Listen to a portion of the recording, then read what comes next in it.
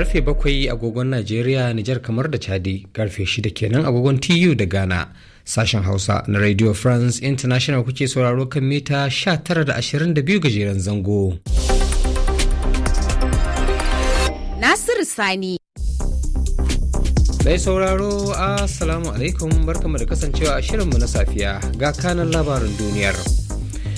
A cikin labarin za ku ji hukumar kula da ƙananan yara ta Majalisar Ɗinkin Duniya UNICEF ta bayyana cewa yara sama da miliyan 2 a Kano da ke tarayyar Najeriya na fama da karancin abinci mai gina jiki. Sannan dakarun ɗaukin gaggawa na RSF a Sudan sun yi lugudan wuta a yankin Alfashar. Hakanan hukumomin Isra'ila sun lashe takobin ramukon gayya akan mayakan Hezbollah bisa zarginsu da kai wani mummunan hari a yankin kasar. To sai a gyara zama don sauraron cikakkun labarin. Hukumar kula da ƙananan yara ta Majalisar Ɗinkin Duniya UNICEF ta bayyana cewa a cikin yara sama da miliyan 3.400 na 'yan ƙasa da shekaru 5 a Kano a tarayyar Najeriya, miliyan 2 akalla kashi 56.9 na fama da matsalar rashin abinci mai gina jiki.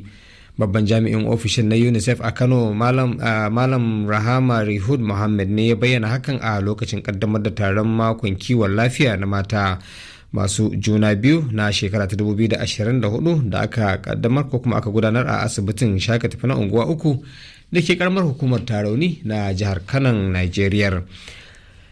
Wani babban malami a kasar Sudan, ambasada Al-Mustapha Bala As-Sudani, ya gargaɗi 'yan Najeriya musamman matasa da su guji yin zanga-zanga kan matsalar tattalin arziki, yana mai cewa babu wani abin arziki da zai fito daga cikin wannan aiki. Malamin ya yi wannan gargaɗi ne a daidai lokacin da tsadar rayuwa ta sanya wasu 'yan Najeriya tsayar da ranar 1 ga watan Agusta zuwa 10 ga watan za su gudanar da zanga-zanga a faɗin ƙasar. Gwamnati da malaman addini da sarakunan gargajiya da dai sauransu sun yi kira ga matasan game da wannan zanga-zangar, amma waɗanda suka shirya hakan suka yi kunnen uwar shegu.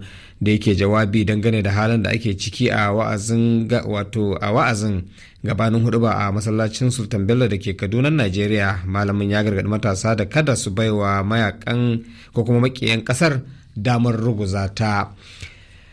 Wasu shaidun gani da ido sun bayyana cewa dakarun ɗaukin gaggawa na Sudan sun yi wa garin Alfashir ƙawanya tare da yin lugudan wuta a yankin a ranar Asabar da ta gabata, inda suka kashe mutum 22 a birnin, wanda shine na ƙarshe na Darfur baya karkashin su. Alfashir ya zama wani muhimmin wuri a yankin da aka kwashe tsawon watanni 12 ana gwabzawa tsakanin dakarun RSF da sojojin ƙasar. Labarin na zuwa muku ne daga sashen Hausa na Radio France International. Hukumomi a Isra'ila sun bayyana cewa akalla mutane 3 ne suka mutu, wasu 20 suka jikkata sakamakon wani harin roka da aka kai a filin wasan ƙwallon kafa da ke garin Masjid Shams a tuddan Golan da Isra'ila ta mamaye. Kakakin sojin Isra'ila Daniel Hagari ya ce akwai ƙananan yara daga cikin waɗanda aka kashe tare da zargin ƙungiyar Hezbollah ta Lebanon ne ta kai wannan harin, a yayin da nan take ya bayyana cewa suna shirin kai ramuko domin ramukon gayya wadda aka ce ta fita gayya zafi. A cikin wata sanarwa da kungiyar ta fitar, ta ce ta yi tur da zargin da wasu kafafen yada labarai na makiya da suka bayar game da harin, da cewar ba su bane da wannan aika-aika. Hukumar bada agaji ta gaggawa ta ce ma'aikatar lafiya a yankin Gaza mallakin kungiyar Hamas ta bayyana cewa an gudanar da ranar Asabar din ta gabata ne an kashe mutum 30 a wani mummunan hari da ake zargin cewa Isra'ila ce ta kai kasar.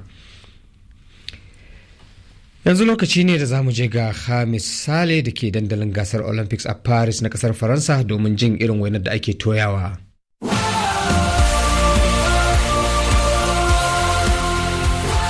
Tuma da labarka da safiya, Nasiru Sani. Kamar yadda aka sani dai a ranar Juma'a da ta gabata ce aka kaddamar da gasar guje-guje da tsalle-tsalle ta Olympics da birnin Paris ke karɓar bakunci.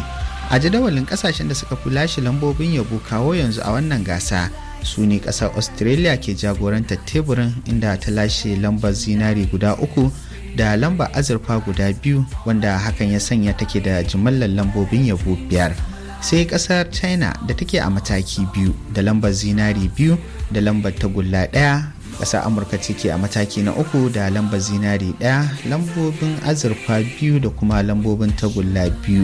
Sai Faransa da ke karɓar bakuncin wannan gasa inda take a mataki na 4 da take da lambar zinari 1 da kuma lambar azurfa 2 sai kuma lambar tagulla 1 da take da jimillar lambobin yabo guda 4 kenan. Kasar Koriya ita ce ke a mataki na 5 a wannan jadawali da lambar zinari 1, lambar azurfa 1 sai kuma lambar tagulla 1. To a yau cikin yardar Ubangiji za a ci gaba da fafatawa a wasannin rukuni, wasa na biyu kenan na bangaren mata inda New Zealand za ta karbi bakuncin Colombia, tawagar mata ta Faransa ita kuma ta kara da Canada.